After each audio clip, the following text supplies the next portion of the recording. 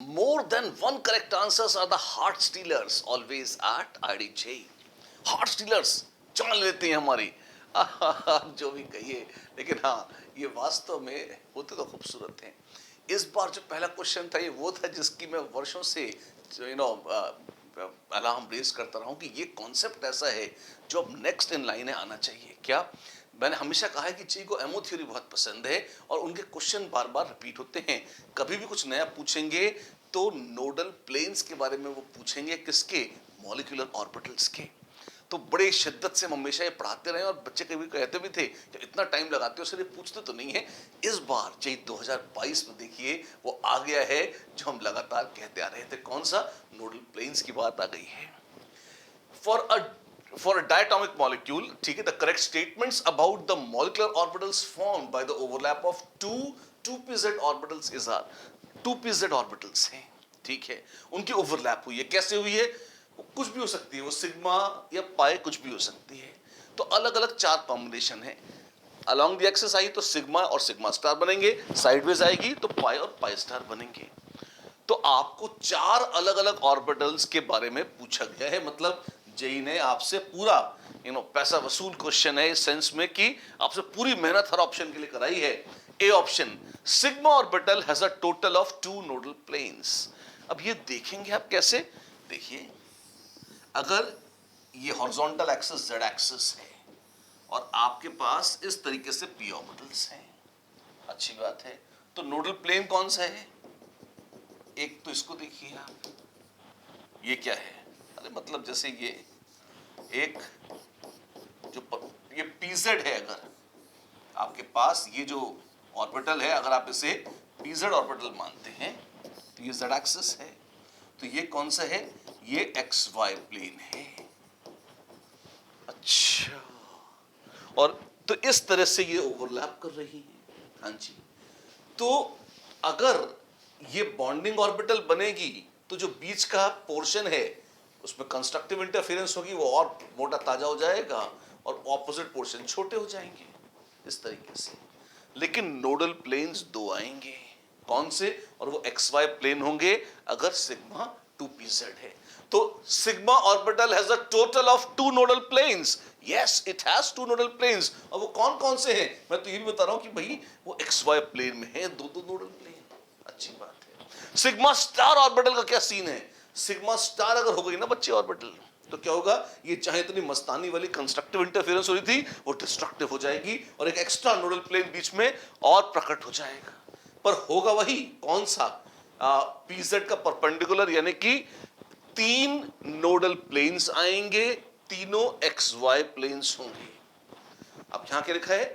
B option है sigma star orbital has 1 node in x Z plane. छी, Z तो axis है, तो अपनी ही एक्सिस में जिसके अलोंग उसकी मैक्सिमम प्रोबेबिलिटी है वो नोड बना देगी।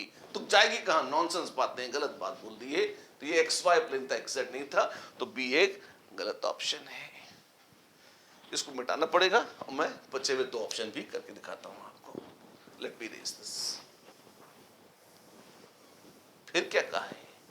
पाई ऑर्बिटल और पाई स्टार ऑर्बिटल्स की चर्चा है। तो क्यों ना मैं आपको एक बार ये पाई ऑर्बिटल बना के दिखा दूं। अगर पाई ओवरलैप कराना चाहते हैं आप, क्या कर रहे हो? ये अगर आपके पास पीजेड ऑर्बिटल है तो आप सावधान हो जाएं। अगर आपके पास पीजेड ऑर्बिटल्स हैं इस तरह से और ये जेड एक्सिस है, तो ये क्या हो जाएगा? ये हो जाएगा एक्स वाई प्लेन।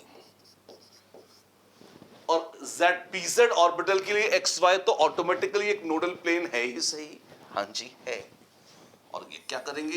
ये टैंग टैंग इस तरीके से आप ओवरलैप कराइए। करा दिया बाबू। अब क्या होगा? अगर ये बॉन्डिंग ऑर्बिटल है तो मस्त इनमें कंस्ट्रक्टिव इंटरफेरेंस होगी, इसमें कंस्ट्रक्टिव होगी, कोई नया नोडल प्लेन नहीं बनेगा और सिर्फ एक नोडल प्लेन बन के रह जाएगा। कौन सा? ये एक्स वाई प्लेन। तो पाई ऑर्बिटल हैज 1 नोड। जी हां, pi orbital has 1 node in the plane, okay, which is perpendicular to the molecular axis। धोखा धोखा धोखा। मॉलिक्यूलर एक्सिस कौन सी है बाबू? ये दो एटम्स हैं, इनको ज्वाइन करो तो मॉलिक्यूल बनता है।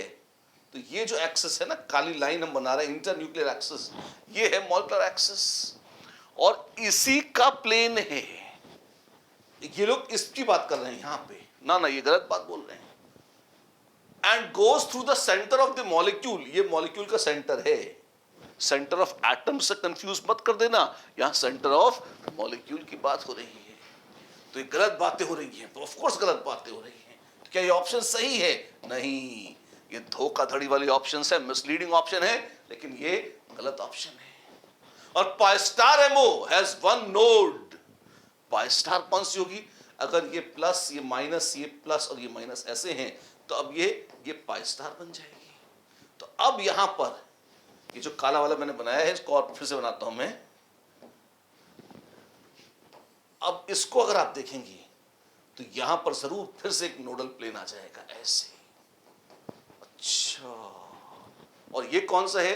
ये एक्सजेड था प्लेन, और आप देखिए ये एक्सजेड प्लेन था, यहां ये बीच में जहां पर ये ओवरलैप हो रहा है, फिर से आपके पास नोडल प्लेन आ जाएगा। और ये क्या बोला है? It has one node in the x Y plane. हाँ, एक्स वाई प्लेन में एक नोड है कंटेनिंग मॉलिक्यूलर एक्सिस। जी हाँ, उसी में मॉलिक्यूलर एक्सिस है। ये सही बात बोली है। वाह, तो सही ऑप्शन क्या है? बेहतरीन, सुंदर प्रश्न, और ADR the correct answers. And I am very happy कि एक पुराना प्रेडिक्शन, आज का नहीं तो बहुत पुराना प्रेडिक्शन है, लेकिन फिर भी जो नेक्स्ट लॉजिकल स्टेप था कि एमओ थ्योरी में आगे क्या पूछना चाहिए जो अब तक नहीं पूछा, उनको नोडल प्लेन्स पूछने चाहिए, किसमें? मॉलिक्यूलर ऑर्बिटल्स में। और 2022 में जाकर उन्होंने ये पूछ लिए। और अगर हम इस क्वेश्चन को थोड़ा सा एनालाइज करें, कुछ कमेंट्स हैं। हाँ बिल्कुल, अगर इसकी टफनेस, अगर एक टफनेस स्केल बना ली हमने, टफनेस को अगर हम 1 से 10 की स्केल पर रेट करें, तो आई वुड से कि ये क्वेश्चन जो है उस टफनेस स्केल पर आएगा 8। अच्छा, कैसे? आप देखें, ये कोई डायरेक्ट क्वेश्चन नहीं था जो अंधी थ्योरी पर बेस्ड हो, इसमें आपको दिमाग लगाना पड़ रहा था। हाँ जी, और चैप्टर तो चलो एक ही था, मतलब एक से ज्यादा नहीं था, है ना, लेकिन हाँ इसमें जरूर आपको लॉजिकली सोचना पड़ रहा था। इसमें कोई मिसलीडिंग ऑप्शन थे? बिल्कुल थे। सी ऑप्शन बहुत खतरनाक और धोखे वाला था, जिसमें आपको बहुत मजे से ट्रैप करके -2 में फंसाया जा सकता था। और बहुत लंबे चौड़े थे, लंबे चौड़े तो न सही, कैलकुलेशन लंबी चौड़ी नहीं थी, पर उलझाने वाली बातें थी। 4 ऑप्शन थे, आपको 4 बार कॉम्प्लिकेटेड एमओस के डायग्राम बनाकर देखकर फिर जजमेंट लेना पड़ेगा। तो हाँ, आपसे मेहनत तो पूरी कराई गई है। तो on a scale of 10 I would say this is a reasonably good question. 8 की कॉम्प्लेक्सिटी तो है, ठीक है, अच्छा क्वेश्चन था। सरफेस केमिस्ट्री जब आती है तो मेरी आंखों में एकदम आंसू आ जाते हैं। क्यों? खुशी के आंसू है पगले, खुशी के। क्यों? लल्लू क्वेश्चन है, लड्डू बांट रहे हैं, ले खा लो जल्दी से। Chemabsorption results in unimolecular layer, plain सस्ती अंधी थ्योरी। हाँ, the enthalpy change during physisorption is in the range 100 to 140 kilojoules per mole।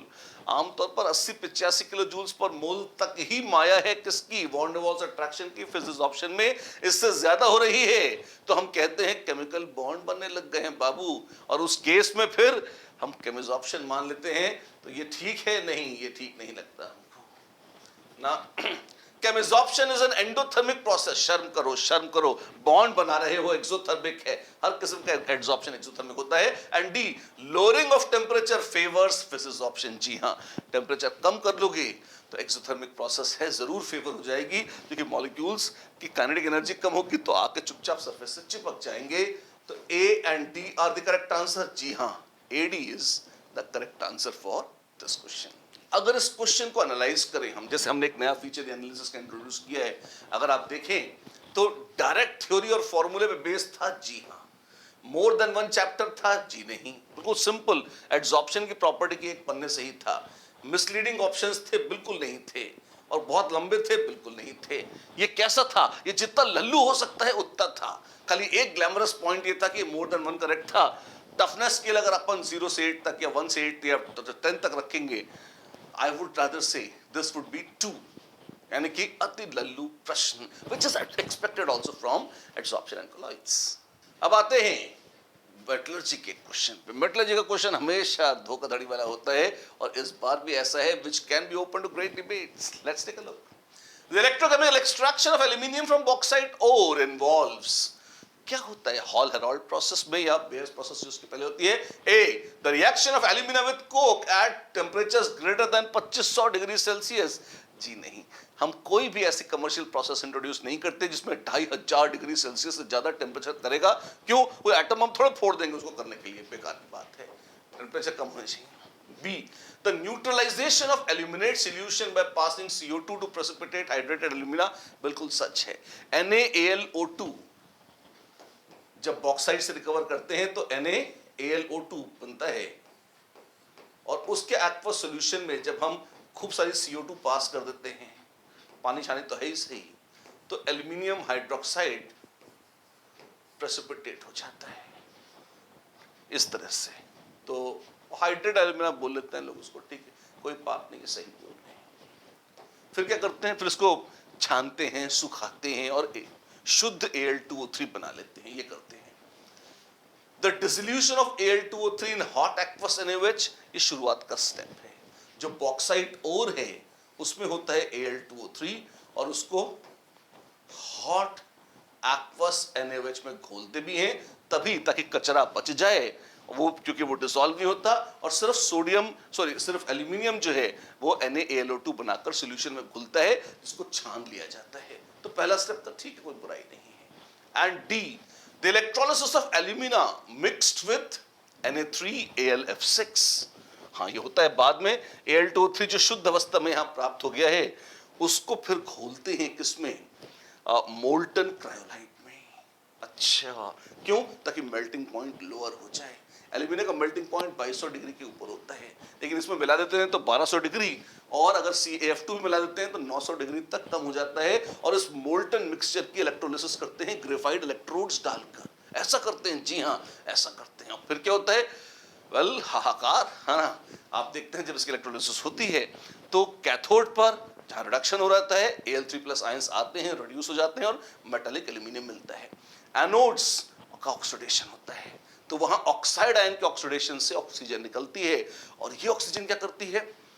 ये ऑक्सीजन ग्रेफाइट इलेक्ट्रोड्स को खाना शुरू करती है, विद्युत तपकर लाल हो जाते हैं और गरम गरम अंगारों की तरह जलते रहते हैं, और उससे वो गायब होने लगते हैं। क्यों? क्योंकि C+½ starts giving you CO। अच्छा, तो CO निकलेगी या CO2, ये झगड़ा हो सकता है यहां पर, ध्यान रखिएगा। इमीडिएटली जहां मोल्टन बर्तन है उसके अंदर सबसे पहले तो CO बनेगी। कारण, क्योंकि अगर टेम्परेचर 750 डिग्री सेल्सियस से ज्यादा है और यह 900 से 1200 डिग्री सेल्सियस होता है, तो सबसे पहले तो CO बनती है। लेकिन वो बिल्कुल मोल्टन वेसल के अंदर का टेम्परेचर है।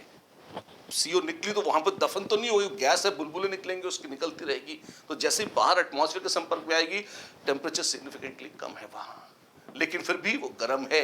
अभी अगर वो 900 से 1200 डिग्री सेल्सियस थी तो बाहर आते ही बर्फ तो बन नहीं जाएगी। तो जैसे हल्की सी भी बाहर आती है, बाहर हवा है, हाँ जी, और टेम्परेचर 750 डिग्री से कम है, बिल्कुल हवा में ऑक्सीजन है, बिल्कुल, तो क्या होगा? फिर जलेगी और CO फर्दर कंबस्ट होकर CO2 बन जाती है। तो मुद्दे की बात है, CO2 निकलती है नहीं निकलती? अथाह मात्रा में CO भी निकलती है, और most of the CO actually keeps on getting oxidised to CO2 also. तो ये स्टेटमेंट ठीक है, हम इसको रिजेक्ट नहीं कर सकते। तो B, C, D, जी हाँ, B, C और D तीनों सही उत्तर है। तो कैसा क्वेश्चन था, क्या एनालिसिस है आपकी? मोर देन वन करेक्ट था, इसलिए थोड़ा ग्लैमर तो अटैच्ड है, लेकिन फिर भी बहुत डिफिकल्ट नहीं मानते हम इसको। क्यों? स्ट्रेट थ्योरी है। आपको एक्सट्रैक्शन की प्रोसेस एल्यूमिनियम की पूछी है तो बड़े स्टैंडर्ड से रिएक्शन है, अगर आपने थोड़ा बहुत भी पढ़ा है तो हो जाएगा। वो अंत में CO और CO2 का झगड़ा हो सकता है उन लोगों के साथ जो लिखे हुए प्रिंटेड टेक्स्ट बुक को रट के चलते हैं। तो वहां पर जरूर, इस वजह से, अदरवाइज तो मैं इसकी रेटिंग शायद 2 या 3 देता, पर 5 कर दी है, ताकि खुली हुई बुद्धि है आपकी, तो आप आराम से देख के इसका जजमेंट लें। वहां एक जजमेंट की आवश्यकता है, हद से ज्यादा से मॉडरेट कह सकते हैं, अदरवाइज क्वेश्चन तो आसान ही कहा जाएगा।